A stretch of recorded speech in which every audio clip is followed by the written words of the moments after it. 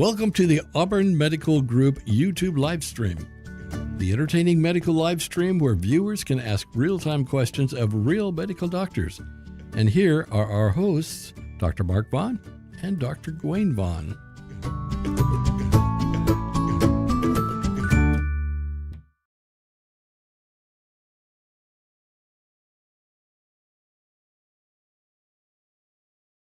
I don't think that's what they mean. Welcome to the show where two doctors tell you to eat food. To eat healthy and exercise. So we'll be talking about the peptides. Maybe you've heard that word. Peptides. Peptides. I heard that back in... I believe the P in GLP-1 agonist is peptide. Is that right? Yeah. Peptides. I learned about peptides in biology way back in... Probably high school. I think high school, yeah. And peptide... To me, was just a combination, a chain of amino acids, right? That's a peptide is. Peptide is a super basic term. So if we were to divide what the body's made out of, the macronutrients that you get in your food, into three, we'd say fats, proteins, and sugars. And the fats, a little bit involved in some structure, sort of. Sugar's pretty much just energy, unless you're a plant with a stalk. But for people, pretty much just energy. And then peptides is structure and some of the tools that do the work of cell operation. The body's made out of cells, and that's where everything occurs. A lot of that. Small unit cell. And the proteins are made out of peptides, chains of amino acids. So there you go. That much explanation told you what a peptide is. It's an extremely generic term. Very generic. And it's thrown around referring to some specific peptides. Again, these are chains of amino acids. I can't say for sure, but I'm getting the idea that a lot of them aren't that much more than what you get from eating foods that contain protein. Yeah. First of all, peptides are definitely therapeutic. We use peptides all the time. Insulin is a peptide, and we use it, and it's needed for people who have diabetes, type 1 diabetes. So peptides in themselves are not the problem. It is all these health gurus online who are kind of touting these new peptides that are supposed to give you longevity. The ones that aren't as smart as us. the ones that we're health gurus give you better complexion, make you live longer, make you more healthy. Sure, if you have diabetes and need insulin's going to make you more healthy. Other injectables like the new GLP-1s are peptides as well, which are a little different from the ones our bodies have. And are extremely higher concentration than your body can ever come up with. So it makes and much longer lasting than the ones your body comes up with. Yes, and that's why they're made by the therapeutic drug companies and have the significant weight loss and diabetes help that they do because they stimulate that. But when we talk about peptides, it's or health gurus, all these health influencers talk about this. It's a bunch of different stuff that's supposed to, and actually it's so many different things. It's hard to even distill it down into one phrase because it's supposed to give you better complexion, longer life, bigger muscles, all these things. And actually, some of them are even banned by some sports organizations because they definitely can increase your performance, but there are some detriments obviously to all of that stuff like testosterone, things like that. The reason peptides need to be injected, I guess maybe is something we should talk about first. Back up a second. Okay. Testosterone is not a peptide. Okay, continue. Oh, sorry. Yeah. But I know what you're saying. But. Yeah. Sorry. So let's, when you eat food, you are eating peptides. If you're eating anything with protein in it, and those proteins have and peptides have amino acids. That is broken down in your stomach and small intestine and absorbed as amino acids, like the breakdown product. Let me throw in a little thing. Sources of protein: animal meat, beans, nuts, legumes, tofu, Those are the major. Yeah, those are the major ones. I mean, you get protein in just about anything as well because it gives structure to all of those other substances. But but yeah, those are the higher protein substances. So when you eat it, it breaks down those proteins. That's why insulin is an injectable, and you can't orally take insulin. Because it will break down your system before it's absorbed, and then it's completely rendered ineffective because it's no longer insulin. It's just a broken down bunch of different antibodies. Which is amino acids. Which is why we laugh when people take some sort of specific protein by mouth. Yeah. To supposedly get a benefit because of that specific. Yeah. Like certain enzymes, unless it's an enzyme that is going to function within your GI tract, which some do. Yeah. Or there's a specific receptor for it. Yeah. But even still, it has to get past the proteases in the stomach. You're right. That are gonna break it down. Protease is a enzyme that breaks down protein. So that's why these need to be injected. That's why insulin is an injectable. That's why the GLP-1s work best when taken by injection. Now, there is an oral form of the GLP-1s, Rybelsus. Yes. Rybelsus is an oral GLP-1. Yeah, which is kind of interesting that we still get some effect from that. It's typically not as we love starting robust. people on it because it doesn't require giving a shot. Yep. But we often switch them to the injectable. It's usually not as effective. To get better effect. And probably for that reason that it's broken down. Should we get to some of those comments? Good. We get to your comments and questions. Thank you. Take a breath. Okay. So we have Rusty saying hi. Hi, Rusty. Number Hello. one. Yeah, welcome. You were the first one. And then Dustin is saying hello from Denver. That's cool to see where our viewers are Auburn. located. I'm looking into peptides for hair growth. Okay. All right. So let's help out Dustin here with peptides for hair growth. I would have to look up what specific peptides those are. And then I don't remember who Subaru 22B555 is, but I think they're lots of G's. Are they referring to you about the gene, or are they referring to the C peptide of I don't know of insulin? So while you're talking, I will go ahead. Why don't you look up the hair growth things? Peptides for hair growth, because I don't know. Hey, maybe you could have a benefit. Maybe I could. Let's do that. There you go. So Dustin says he appreciates that. Okay. I'll leave you to Dr. Gwain while I. Yeah. So that is probably about our knowledge of, but the and the tough thing, like I said, is it's hard to distill down into one phrase what these do because there are so many different types. Hair growth as one of those. But we prescribe these all the time, and they're bi-injectable. A lot of so one of the things that we use are antibodies. That's one of the newer cutting edge treatments that we use. We treat cancers with antibodies now. We treat a lot of the autoimmune diseases with antibodies. You've heard of a lot of these injectables because they are on TV. What are the names? And all of them are going to leave me now. But antibodies are antibodies as well. So that's why those need to be injected, typically by infusion or under the skin, subcutaneous. Because again, first pass effect. If you eat peptide, it's going to break it down and render it ineffective. I'm delaying for you. Is it working? Are you learning anything? What I'm finding is there are some studies that show that they can detect an increase in the thickness or in the number of hairs in animal models with certain peptides. That's what I'm finding. So yes, it's promising. So probably not. Promising initial look. Probably need some human studies. Right. Those don't always translate. And then there's the other thing of, and I this is something that frustrates me to no end. Human clinical trial data remains scarce. Yeah. The thing that I keep harping on this show and to patients is a company will come up with a product, and in this case it'll be these peptides for hair growth. And over this happens. So this is why I'm approaching it from such a Debbie Downer perspective, because so often they say, okay, here's our product, we're bringing it to market because look at this. It has clinically significant difference compared to whatever other product is being used or placebo. There's a real difference. And then patients try it. And the difference is not enough for them to feel it's worth the expense. Yeah.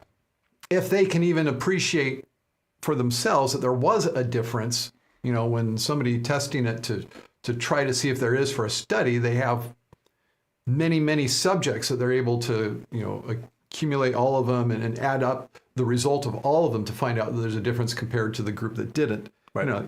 For example, this is a horrible example, but I'm going to say it, but this wouldn't work. But shaving all their hair every so many weeks and weighing the hair of the whole 100 subjects or something like that, where yes, you can see a difference, but for any one member of the test group, they're not going to appreciate that there's a difference. It's just there is a difference. Right. And that's what the driver is with the FDA approving things for certain purposes, or with showing the data to doctors for them to start prescribing it.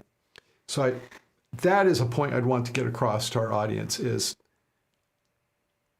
a difference, a clinically, so-called clinic, or a statistically significant difference. I just roll my eyes at how much money is spent on some of these drugs. For how much improvement are we getting? And I would piggyback on that, saying when it's at this stage, when they're doing early studies and we've got promising results. So many things. Promising results. There's still a lot of stages, but promising results in early animal studies. There is a lot of steps and a lot of research that needs to be done in humans, but there's multiple reasons for that. And one of the reasons is when they do those studies, they not only look for positive outcomes, they look for negative outcomes and side effects, and they have to document those and the percentage of those that happen with the people that they did them on. And that all has to be published before you can get approval. Like the health gurus and these influencers, they're pushing all of this stuff based on animal models where we don't have that data. And as physicians, our primary goal is to do no harm. And if we do not know what the harm is when we're going to be prescribing, recommending, or giving any of these peptide type treatments, because we don't know, it's not ethical. And we are held to a higher standard than the salesman at, what's the name of it? GNC. GNC. Thank you. Yes, or some random YouTuber.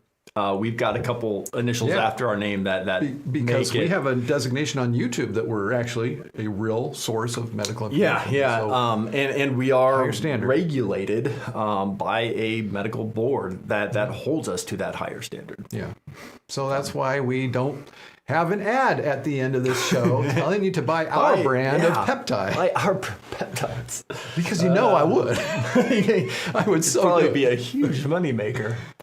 So now he brings up, how do you feel about plasma cells and hair growth versus peptides? So I can remember Dr. Shibiyama offering me to do the platelet-rich plasma. Protein-rich. I thought it was PRP. What does the first P stand for? Protein-rich plasma. Yeah, that's what it is. So they take your own plasma, spin it down in a centrifuge, and then I guess pour off the top and inject. Pour off the top. Back in your body what they just took out of it. Yep. Just pour off a little for your homies. Remember where they're getting it from, okay? They're getting it from you. It's your own stuff. To inject it back into you. Yep. And they've got these studies that show that it makes a difference. And then they've got studies that show maybe it's not such a difference. Yeah, and they ignore those studies, and then they charge you cash because the insurance won't pay for it, because the insurance says that's not medically necessary, or that don't show the benefit. It's not going to benefit our patients to cover that benefit. But yet people will still do it. Will pay for it. And a certain number of people, even if just from a placebo effect, will get benefit from it. So I like this. Lindsay, thank you. To the rescue. Oh, Lindsay. Oh, influencers are just trying to make money off you. Please don't take medical advice from people who didn't go to and graduate from lots of love, med school. I like that. I did graduate. You know what they call the guy at the bottom of my class? Yeah, the medical school was the very last. He graduated at the bottom of the class. You know what they call him? He graduated. He met her standard. He or she. Let's not be sexist. Him or her. Probably a him. I don't know if we're the bottom of usually the at class was a bottom. him or her, but Probably a him. they address the person as doctor. Yep. You get through med school, So even if you're at the bottom. and honestly, I can say I'm totally okay with that, having gone through medical school and seeing is my a classmates rigorous and going through with process. them, because they were able to get into the medical school I went to. First of all, Right. So that's what's that? 10% of 10% of 10% or something. Something like It's that. like yeah, 0.1%. they were able to get accepted, 0.01%. and yet still, we saw a guy get kicked out, I did too. I had a couple that even with that yeah. strict of a. And we the medical school I went with, like probably most med schools, once you get in, they really want you to graduate, because that is Yes. something that people look for, their graduation rate. So they would, those who were on the lower end, they would help them out. They would get them tutors Yes. and get them through. Try to get but them up to even speed with with the rest even of with us. that, there were, I think, just a handful that didn't make it. But usually they didn't typically make it past the first year. First year is usually where those are weeded out. Well, there was one where the school intervened, and then there were people who kind of I don't know if any of took themselves out. So I kind of some self-selection there. Which funny, one of the guys was getting the top grade and everything, and he just thought he was too good. it was the stress apparently. Oh wow, interesting. He was so driven, and he had to get get everything right. I don't know why he had to get everything right, but this guy. But I'm sorry, we are supposed to get everything right in practice. Yes, I understand that pressure when what you're dealing with is someone's health or I did not life. get perfect board scores. But I passed. Understand. I am board certified. Our clinical results with patients are better than the scores on the tests. That's where right, you don't have a yeah. reference Oh, to man. look at, or at least we Neuroanatomy did still it. kills me. Yes, we are allowed to use references to yeah. look at whatever. Okay, so Dustin thanks us. Well, you're welcome, Dustin. Thanks for watching the show, and for commenting. We like people who are engaged with us. Thank you. I really appreciate it. I'll Makes still it more take fun. med advice from the bottom of the class people before the influencers. I love the way Lindsay talks. If they got MD after You know their how name, to boost our ego. well, I don't know if that's the best, because there are MDs out there touting stuff that There are. essentially went through med school just to get those letters. There and are. Then they're selling some snake There oil, are, and snake oil as well. So I can think of one who was in my class. I mean, his name's in my mind. And then I can think of somebody that we've done a show with. I can think of some that are the heads of certain health and human services. Yeah. My best friend went to Loma Not Linda health. University. I'm going to trust him over GNC. Lol, agreed. Yes, Hey! lots of love. That's where I went to medical He went to school. medical school. Loma Matt. Linda University. Loma Linda University. Great school, by the way. Yeah. And actually, Loma Linda has a pretty good foundation for For nutrition, certainly. nutrition. Yeah, and Blue Zone. Yep. Yeah. Actually located in one of the few world blue zones. That's right. Yeah. So that was good. So there's something to that. I am reminded of, what was it now? The term integrative medicine. So you'll see that term sometimes. And oftentimes it's used actually by somebody who is a medical doctor. Yep. Or doctor of osteopathy. I'll lump them together. And it's interesting the way they differentiate themselves from, I guess, allopathic or conventional allopathic, that being a medical doctor, Western, MD, osteopathic being DO, is that they say that they take into account the whole person. So that's the so-called holistic approach. Which is a little frustrating. Emotional, nutrition, exercise. And so we think of ourselves as doing that. Yeah. So it's a little not degrading, but a little frustrating. It's painting us with a brush that we don't really accept. Like on this show, we already talked about some nutrition. Yeah. And proteins. And we usually do. I didn't emphasize that we prefer the non-animal based proteins. Oftentimes I do on this show. Yep. We certainly encourage regular exercise. Yeah. I was double checking and we give the specifics for that too. The motto We're just of the doing it Loma now. Linda University is to make man whole. To make a man whole. And they very specifically emphasize all those things. Not only, nutrition. Nutrition's huge, but they also, being a Seventh-day Adventist institution, take into account spiritual wholeness as From well. their particular Yeah. perspective. Yeah. So when, integrative medical doctors say, it is a little tough, and it's a little, I don't even know how I feel about it, because when they say they take into account all those things, and then you see them essentially running tests that, like, hair samples and vitamin stuff, and recommending all these vitamins and stuff having a shelf of their own label that for supplements. Yeah, is that treating the whole person, or is that just your own vertical integration of making sure you're making money off of that person?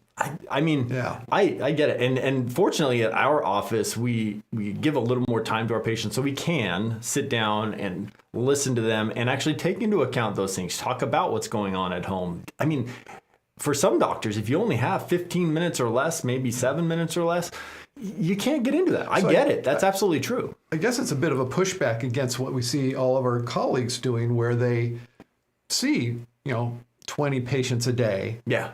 When we're seeing, barely over half that.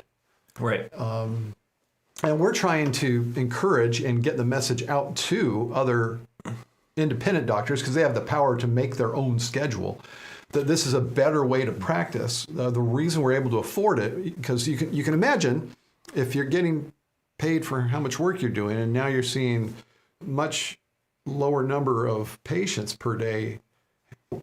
Well, to a certain extent, we do make less money. That's true.